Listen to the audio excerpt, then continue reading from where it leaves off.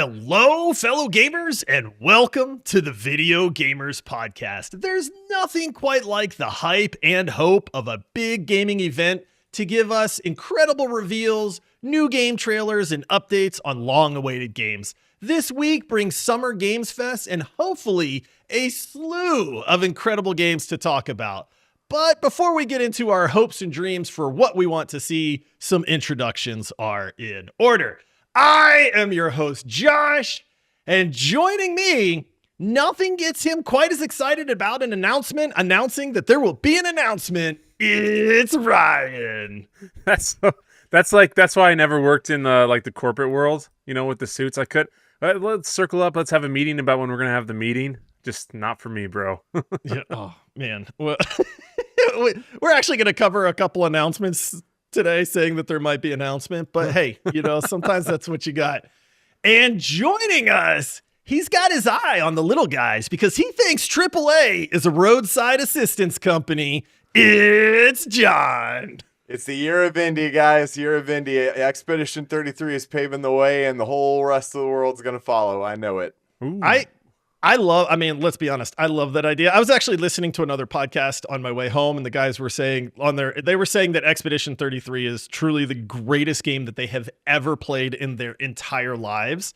And I was kind of like, I kind of get it, man. I get that take, so. Well, here's the thing is that so we've had a lot of feedback online from people who disagree with us, and that's great. But you have to acknowledge that at least the production value is like AAA quality, and they did it with 33 people and a tiny fraction of the budget.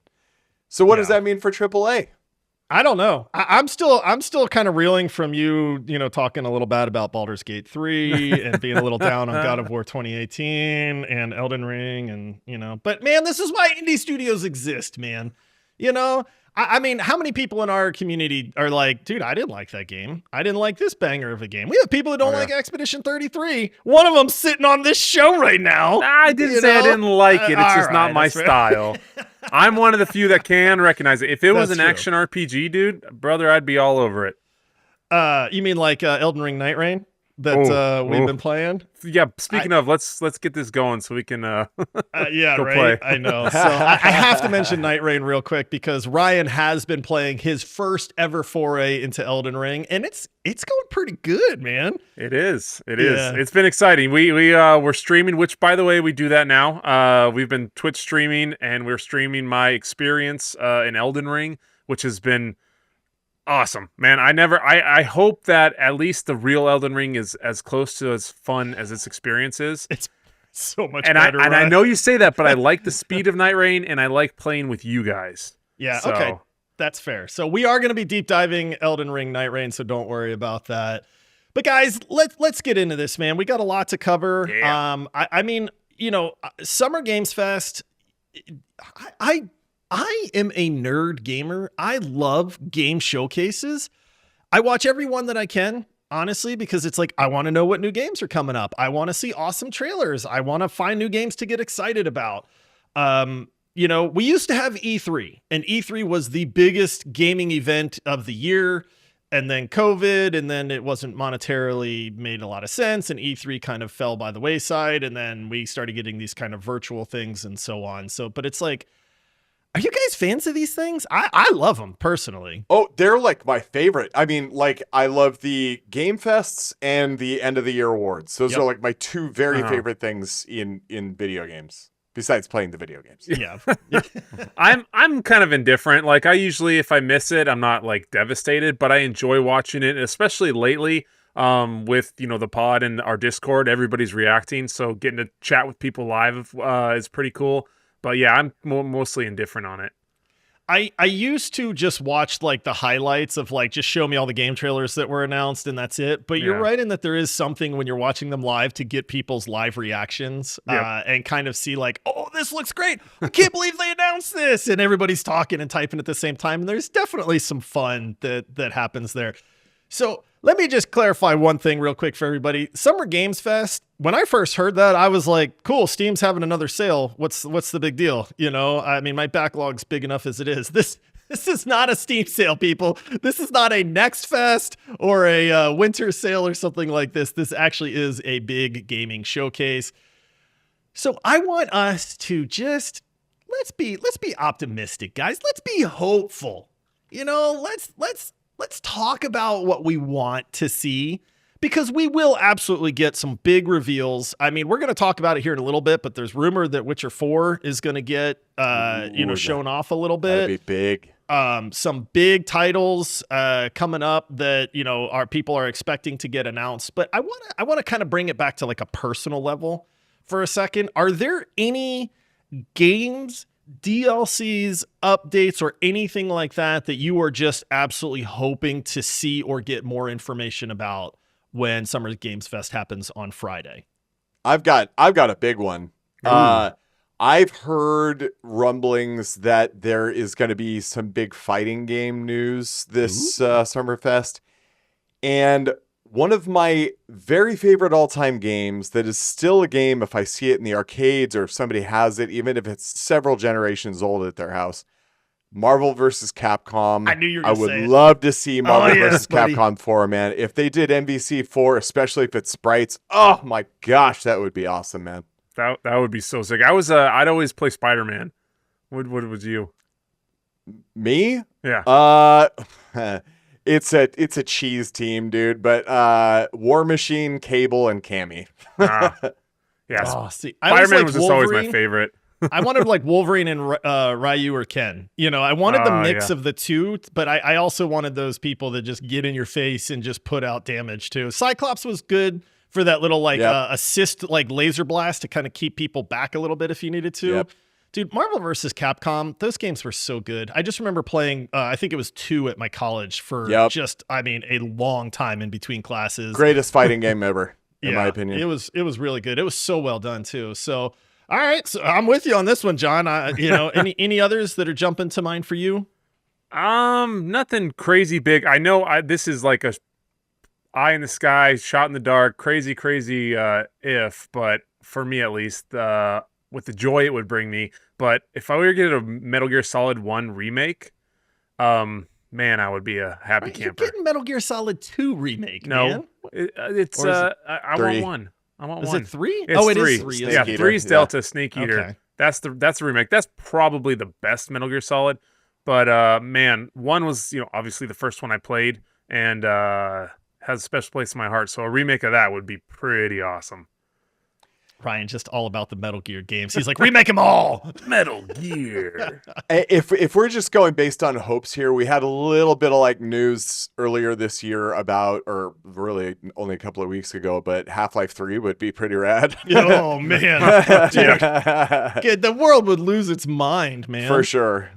That would be crazy. This is why these things excite me, dude, because you never know. Like if Half-Life 3 was getting announced, this is where it would get announced.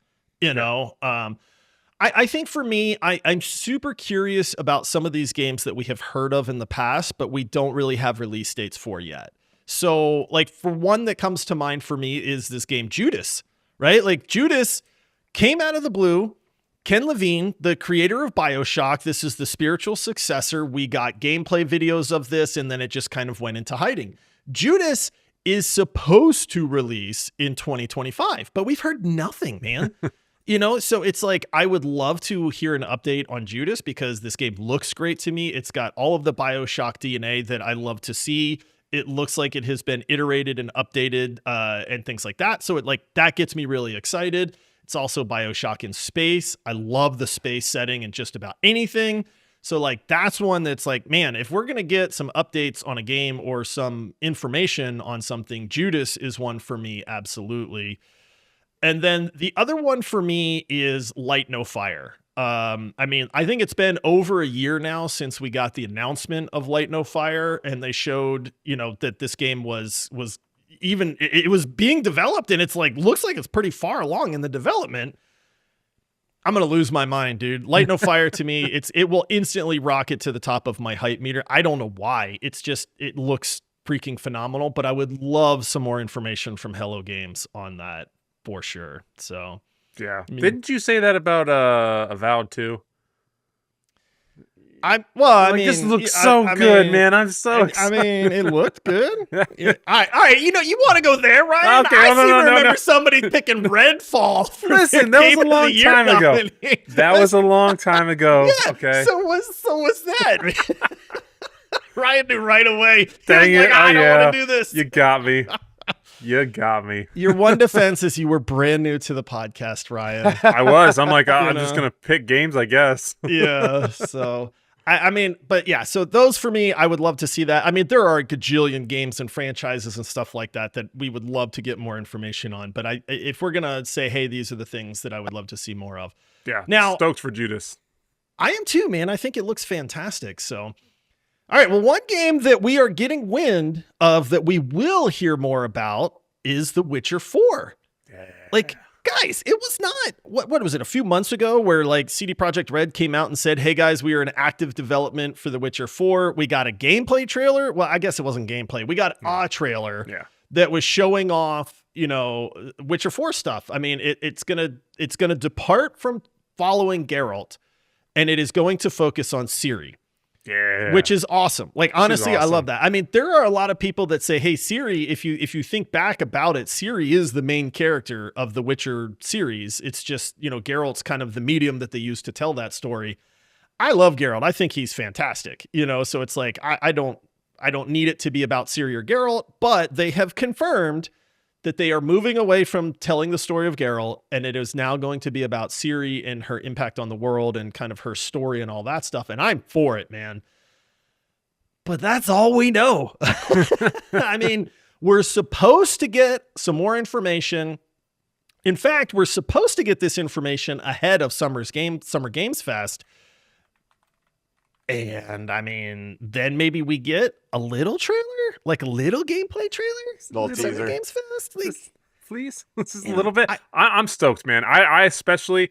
I'm just recording my little shorts about my top 10 list, and Witcher 3 is on there. I recorded that video, and I was trying to pull gameplay, and I instantly was like, "Oh man, I want to play this again," but I know I shouldn't. There's way too many games, but I'm like, this game is just so dang good. I have a lot of faith in them that 4 is going to be fantastic. I just want to see more. Yeah, like 3 is like one of the consensus best games of all time. If they hit 80% of it, it's going to be amazing. I mean, that's an interesting thought, right? Because it's like, hey, this is the sequel to Witcher 3. Witcher 3, one of the greatest games of all time. Number one of the greatest rated games of all time, but number two, one of the highest selling games of all time. I mean, this is what every studio absolutely hopes for. But, Witcher 4 comes out. Hey, okay, we're all super excited. Instantly, the world is going to be abuzz. If it's 80% as good as Witcher 3, like, that's a win, man. Like, on the one hand, that is absolutely a win to say, guys, if you give me 80% of one of the best games ever made, this is an absolute banger of a video game that the world will absolutely love and adore. But then you're going to get the people. You know what I mean? And you're going to get the people that are like, this wasn't as good. This was a step down from Witcher 3, and you failed in increasing and raising the bar and all that. And it's like, is it a failure if it's like 80% as good as one of the best games of all time? Well, yeah. Like, how did you feel about Ragnarok? God of War Ragnarok. I thought it was fantastic. Not quite as good as 2018, but still right. But loved did it. you like? Yeah, exactly. Yeah. That's my same thought on it as well. I enjoyed it, had a fantastic time, liked the other one better, but it didn't take anything away from that game. Yeah. I think gamers just we get a little overzealous sometimes about what our expectations are. And then when something doesn't meet those expectations, we kind of go, well, let me point out this invisible barrier that exists on this planet, or let me point out the fact that you can't stab the shopkeeper in this one game, but you can in this other game, oh, this game's so inferior and stuff like that. And it's like, guys, like, is it fun? Are you having a good time? Did you enjoy the experience? Was it worth the money? There's no gray zone in gaming, bro. It's the best or the worst. That's how it works. And look, I could step back and I can say this is dumb, but then I am just as guilty as everybody else. You know what I mean? Where I'm like, I don't want any more 7 out of 10 games, man. Like, there's all these other 8, 9, and 10 games out there. Like, don't give me 7 out of 10. So it's like, yes, we're gamers. We're just as guilty of it, even if we agree that it could be a little dumb sometimes, man. I mean, Witcher 4, I'm assuming we're all insanely excited for this game. I would love nothing more than to give me 30 seconds of gameplay, dude. Give me 10 seconds. Just let me see what the game is going to look like. Like these curated trailers, these cinematic trailers, these story trailers, they're all well and good, dude. But until I know what the game looks like, I can't like wrap my head around it.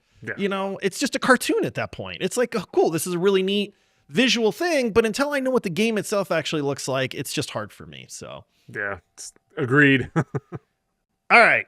So we are talking about games that we're supposedly going to get some reveals on or some announcements on. I mean, there's a reason that we're talking about this. We have said many times, GoldenEye back in the Nintendo 64 days, if you grew up, if you're a slightly older gamer, you understand what that game was for the world and your friend group and all that stuff. There's debate on whether Perfect Dark is better than GoldenEye and all that stuff. But one of the things that we have been clamoring for as gamers is a new 007 game. Call it a remake of GoldenEye if you want. I mean, let's be honest. Everybody talks about the multiplayer. GoldenEye's campaign was freaking fantastic. Campaign was legit for sure. Super fun. The music, the difficulty, the story, the shooting, the guns. I mean, the stealth, like everything in that game was fantastic. So people for a long time have been going, where's my GoldenEye remake, right? Where's the sequel to GoldenEye, that kind of thing. Now, I don't believe that this game is that, but we are supposed to be getting a new 007 game. If there was a studio that you felt could encapsulate the feeling of what it's like to be like a 007 and to be this agent that sometimes has to sneak around and be a dude that you do not want to mess with, is there a studio or a game franchise that you could think of that would like kind of fit that like feel? Well, it's not what I think it would be. I'll tell you that much. I have the perfect one, and I know it because I put the document together here. Do you like how I led into that? Yeah. Solid segue. Yeah, I think if the developers of Hitman were to do it, that seems like the Hitman devs making a 007 game? Yeah, you literally just give him hair, Agent 47 hair, and you have James Bond more or less.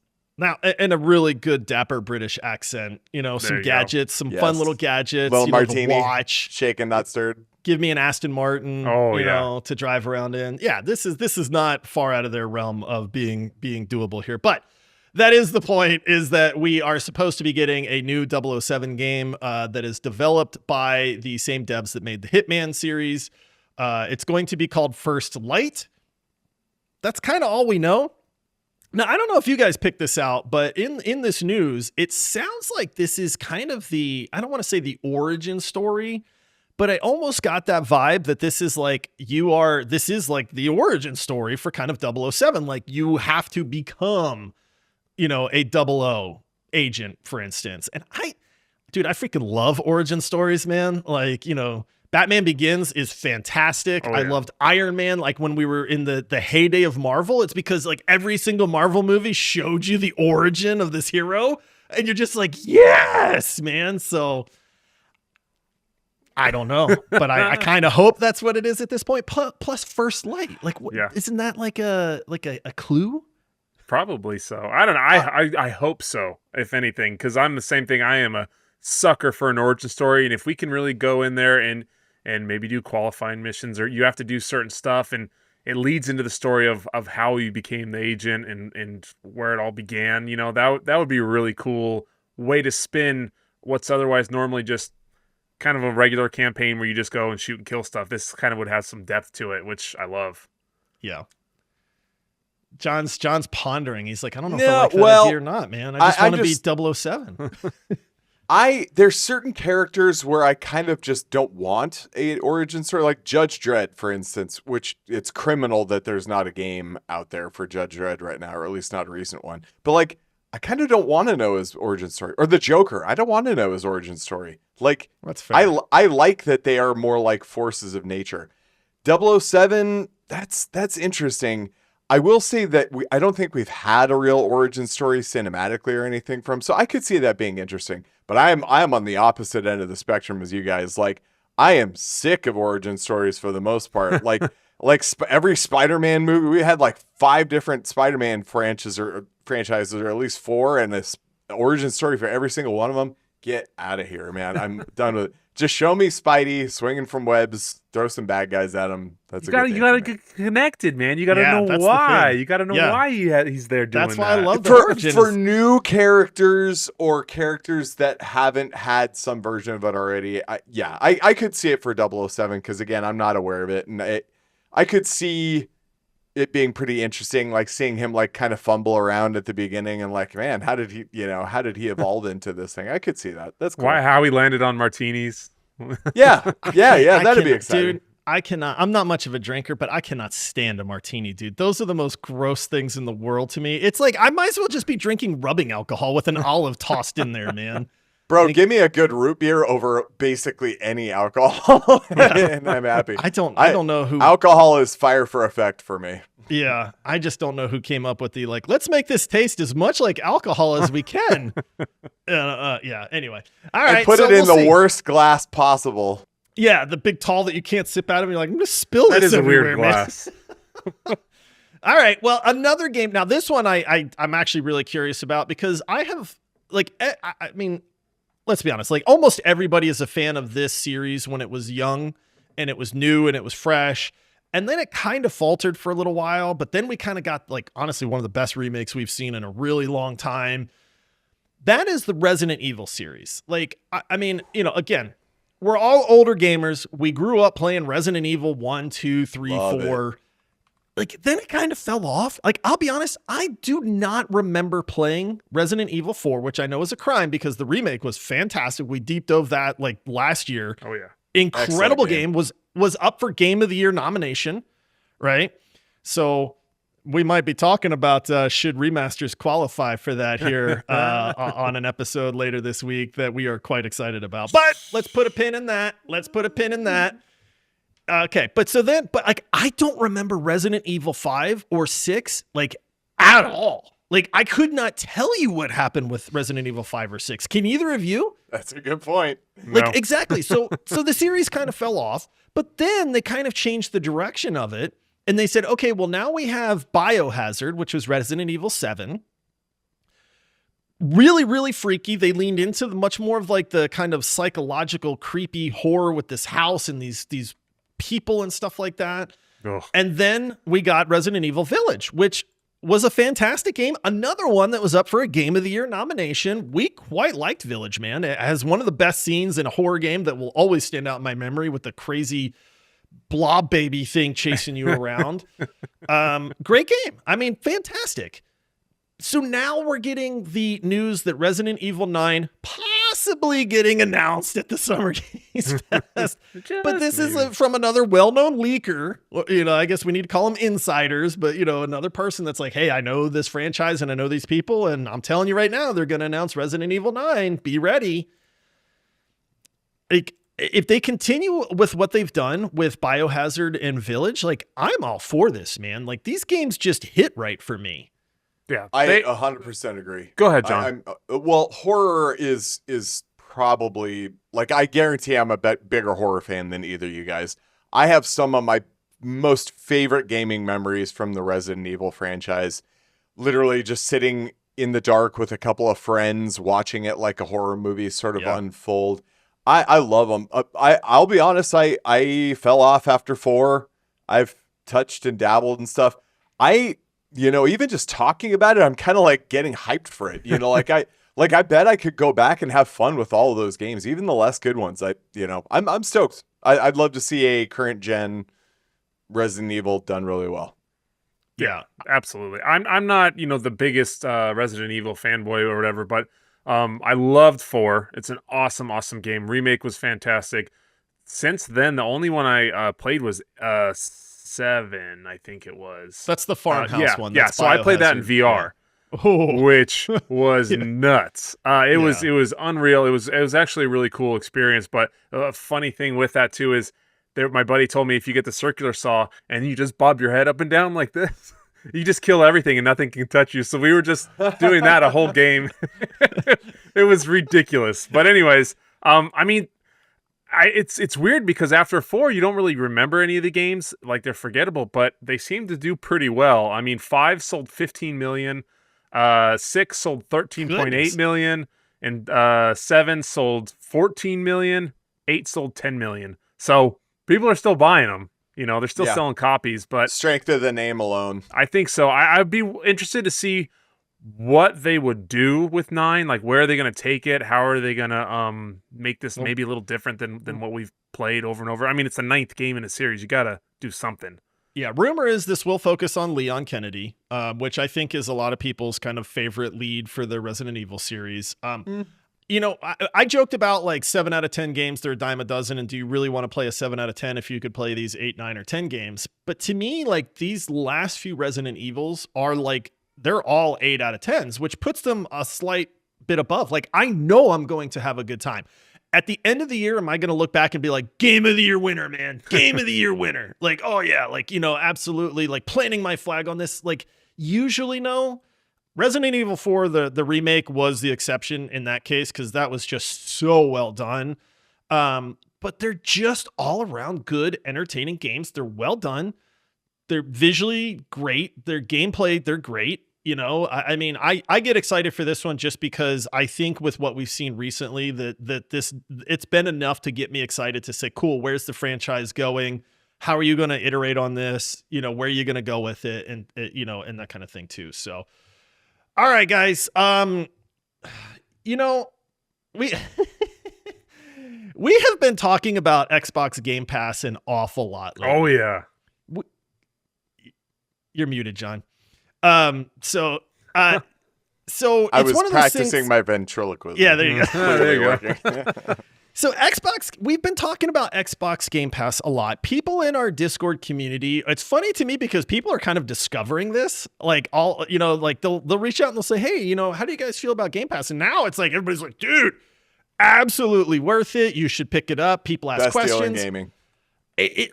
Honestly, it really is, man. Like, if you asked me that a year ago, I'd have been like, I mean, they have a couple good games, and for the $1 sign up, you can get some stuff. But now it's like, they just keep putting out more and more good games. And a game that I know we are super excited about, we've been talking about for a long time. It releases in a week, a little over a week. It releases on June 13th, and that is a game called The Alters. Yes. Here we were. I'm just going to buy The Alters, man. I'm hyped for this game. The demo was incredible. I'm just going to buy it. And then we get the news. Hey, guys, guess what game is coming out day 1 on Game Pass?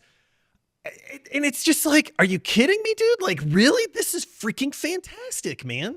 Yeah. So we're getting The Alters. John, you mentioned, because you are a huge fan of Warhammer, that we're getting a remaster of Space Marine. Now, this is not something I'm familiar with. Oh my gosh. And so excited. Oh, well, okay. Yeah. Like, Space Marine 2 is beloved and they blew it out of the water. But for me, as somebody who grew up with the tale, I've been in the Warhammer world for 30 something years, man. I mean, it is like my primary IP. I love it. The first Space Marine game, totally underrated, super, super fun. It is for sure a Gears of War clone. But okay. for me, somebody who grew up with it, just seeing it all fleshed out was amazing. And if they're able to remaster it, it's like the enemies in it are the orcs, and they're like my favorite faction outside of the, Astartes in it. Dude, I'm stoked to see this. I'm super stoked to see this. The fact that it's just included in my Game Pass so I could check it out with no risk. Ah, my gosh, what a deal. Yeah. It's kind of like spoiled me a little bit. Like now, anytime like a new game is coming out and I have to buy it, I'm like, ugh, you know, I'm not gonna buy this. Tastes game like poison. Yeah, poison. Yeah, dude, the Game Pass has been so awesome. Every time I see, you know, a game pop up on there, like, oh, that's on there. Oh, day one. What? That's a big title. I had it for PC, you know, for when Microsoft games would come out or whatever, and or Xbox and whatnot. And it was awesome. Just the PC version. And then I upgraded, and my daughter has the Xbox in her room, and she comes out one day and goes, "Dad, what'd you do? There's all these games I can download now." And I was like, I know, it's cool, huh? Yeah, exactly. She's like, I'm downloading this and this. I'm like, whoa, hold on. Yeah. Let me teach you about data limits. Yeah, kid. come on. This is only holds so much. It's like 500 gigs. Yeah, this is one of those things we absolutely love to see it. I mean, we have said Xbox feels, you know, it seems like they've found like their niche in the gaming world, and they are absolutely delivering on this. So again, I am super pumped because we have been touting the altars for a long time. So good. And now people that were like on the fence are like, hey, I'm going to wait to hear, you know, y'all's deep dive on it or something like that. You have no risk, man. You can try it with us, and, you know, and then we'll do the deep dive on it, and you'll know what we're talking about. And it's really exciting. So I know I'm excited for that as well. And they just keep knocking out of the park, man. So way to go, Xbox Game Pass, making games accessible. Try it out. Try it. $25 for Ultimate. I can't think of a better time. Like you can get PC, you can get the PC version for, I think it's like $15.99 or something. Maybe it's $20, like, but it's like, even then, that's an absolute steal, dude. I think it's like 12 or $15 or something like that. Yeah. The hundreds of dollars that we have saved by using Game Pass. I mean, I don't even want to, like, I can't name all the games, but just off the top of my head, Expedition 33, Blueprints, Doom, and that's in what, the last month? Yeah. Like Oblivion. Oh yeah, Oblivion Remastered. There you go. I mean, it just keeps getting better and better. So I don't want to just keep praising Game Pass, you know, but yes, if you are on the fence for it, like a lot of the people in our community have been, it is absolutely worth it. And I love that we're getting the altars with that next week. So, all right, guys, we are out of time for this episode. Man, we have some really, really fun content coming up, man. You know, one of the things that we talked about recently was trying to release more episodes every week, which is what we are committed to doing. So we are going to do that. You should be seeing a new episode every day to make your weekdays better, your commutes, your gym sessions, your chores, and all that. And along with that, we have some new content that we are going to be bringing you. So make sure you tune in for Thursday's show, because that is going to be a lot of fun. I mean, not that all of our shows aren't great, but we're excited for that. So, all right, everybody, thank you for joining us. That's going to do it for this one. Until next time, happy gaming. See ya. Doodaloo.